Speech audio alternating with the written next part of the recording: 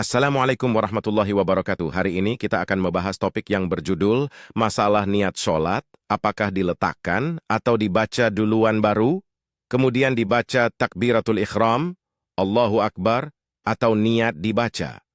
Bersamaan dengan membaca takbiratul ikhram, Allahu Akbar, oleh Dr. Arifin S. Siregar. Pembahasan. Pendapat pertama. Semua sepakat bahwa yang disebut solat dimulai dengan membaca takbiratul ihram, Allahu Akbar, dan diakhiri dengan salam. Assalamualaikum warahmatullahi wabarakatuh.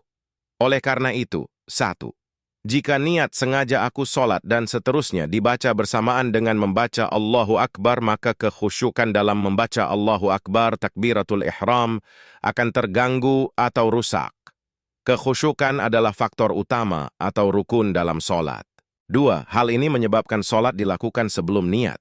Jika niat disertakan bersamaan dengan takbiratul ihram, Allahu Akbar, maka terlebih dahulu dibaca Allah dan seterusnya, baru niat. Artinya solat dimulai sebelum membaca niat. Sejak membaca Allah berarti solat sudah dimulai.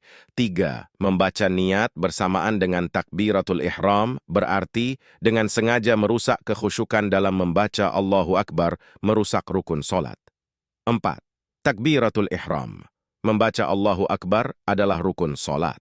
Jika rukun ini rusak, maka solat juga rusak. Pendapat kedua, jika niat sengaja aku solat dan seterusnya ditasdikkan, digerakkan di hati sebelum membaca takbiratul ihram, Allahu Akbar, cara ini tidak merusak kekhusyukan dalam membaca Allahu Akbar.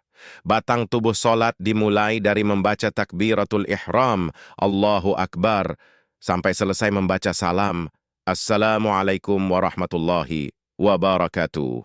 Artinya, niat dibaca dulu dalam hati, baru membaca takbiratul ihram, Allahu Akbar. Cara ini tidak merusak kekhusyukan Allahu Akbar dan tidak membuat solat dimulai sebelum membaca niat. Cara ini mirip dengan ibadah lain, seperti puasa, niat dulu baru imsak, atau ibadah haji, niat dilakukan di Bir Ali, sebelum masuk kota Mekah, sekitar 15 km sebelum mencapai Mekah. Contoh lain, niat sebelum melakukan pekerjaan seperti zakat mal, zakat fitrah, membaca Al-Quran, sedekah, dan lain-lain. Semua niat dilakukan sebelum mengerjakan ibadahnya. Rujukan. Jika ditanya apa rujukan melakukan niat bersamaan dengan ketika membaca Allahu Akbar, takbiratul ihram, ketika memulai solat, jawabannya adalah ijtihad ulama. Dasar pemikirannya adalah pendapat pribadi di antara ulama. Jika ditanya apa rujukannya, membuat niat solat dibaca sebelum membaca Allahu Akbar, takbiratul ihram. Jawabannya adalah ilmiah, sunnah, ajaran, petunjuk Nabi. Sesuai dengan ibadah lain atau sesuai perbuatan yang normal, contohnya ibadah lain. Semua adalah niat dulu sebelum mengerjakan ibadahnya.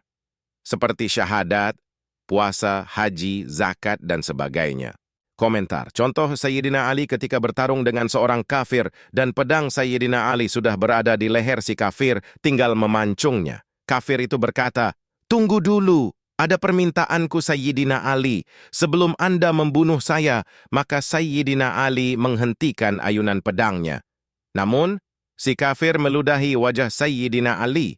Spontan Sayyidina Ali menyarungkan pedangnya, menyuruh si kafir pergi jauh, membatalkan niat membunuhnya. Kenapa?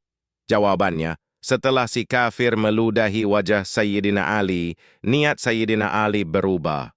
Awalnya membela agama Islam, tetapi setelah diludahi, timbul kebencian dan niatnya berubah. Bukan lagi untuk membela Islam, tapi karena kebencian dan sakit hati. Komentar. Semua perbuatan dimulai dengan niat di pikiran hati sebelum dilakukan perbuatan. Misalnya puasa, makan sahur dulu baru imsak, menahan diri dari makan. Jadi kenapa dalam masalah solat ada pendapat bahwa niat dilakukan bersamaan dengan mulainya solat, membaca takbiratul ihram? Pendapat ini, rujukannya, dasar hukumnya, adalah ijtihad atau pendapat pribadi dari di antara ulama. Karena menyimpang, yang seharusnya meletakkan niat dulu baru dilakukan ibadah, seperti contoh puasa, ibadah haji, zakat, dan sebagainya. Mencontoh sunnah atau petunjuk atau ajaran Nabi SAW. Jadi bukan atau tidak merupakan pendapat ijtihad atau pendapat pribadi dari di antara ulama jika niat solat diletakkan bersamaan dengan membaca Allahu Akbar, takbiratul ihram.